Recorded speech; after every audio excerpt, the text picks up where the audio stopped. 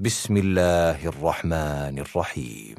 وآية لهم الأرض الميتة أحييناها وأخرجنا منها حبا فمنه يأكلون وجعلنا فيها جنات من نخيل وأعناب وفجرنا فيها من العيون ليأكلوا من ثمره وما عملته أيديهم أفلا يشكرون. سبحان الذي خلق الأزواج كلها مما تنبت الأرض ومن أنفسهم ومما لا يعلمون.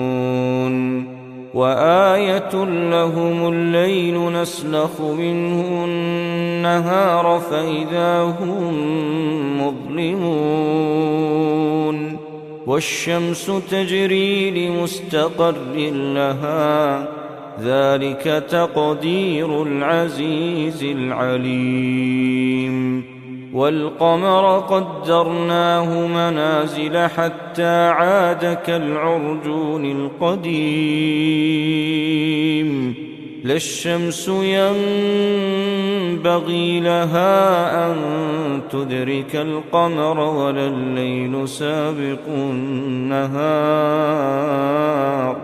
وكل في فلك يسبحون. وآية لهم أنا حملنا ذريتهم في الفلك المشحون وخلقنا لهم من مثله ما يركبون. وإن نشأ نغرقهم فلا صريخ لهم ولا هم ينقذون إلا رحمة منا ومتاعا إلى حين. وإذا قيل لهم اتقوا ما بين أيديكم وما خلفكم لعلكم ترحمون. وما تأتيهم من آية من آيات ربهم إلا كانوا عنها معرضين. وإذا قيل لهم أنفقوا مما رزقكم الله قال الذين كفروا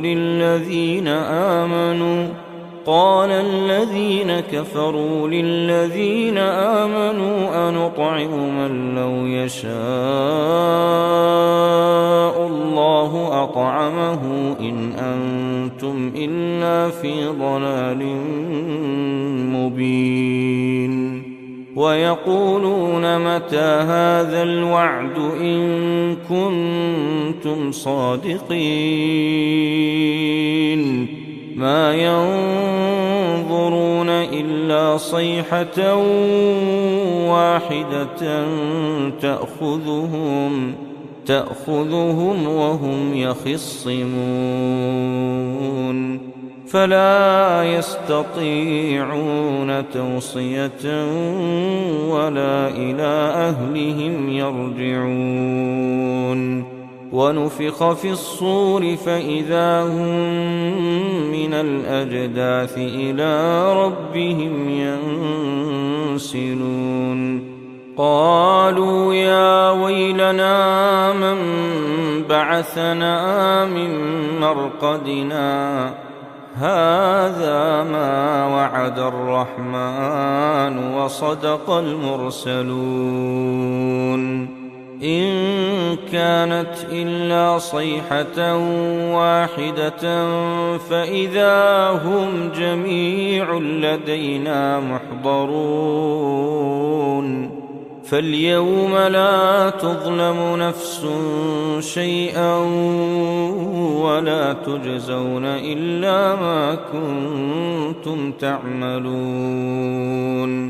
إن أصحاب الجنة اليوم في شغل فاكهون هم وأزواجهم في ظلال على الأرائك متكئون لهم فيها فاكهة ولهم ما يدعون سلام قولا من رب رحيم وامتازوا اليوم أيها المجرمون ألم أعهد إليكم يا بني آدم ألا تعبدوا الشيطان إنه لكم عدو مبين وأن اعبدوني هذا صراط مستقيم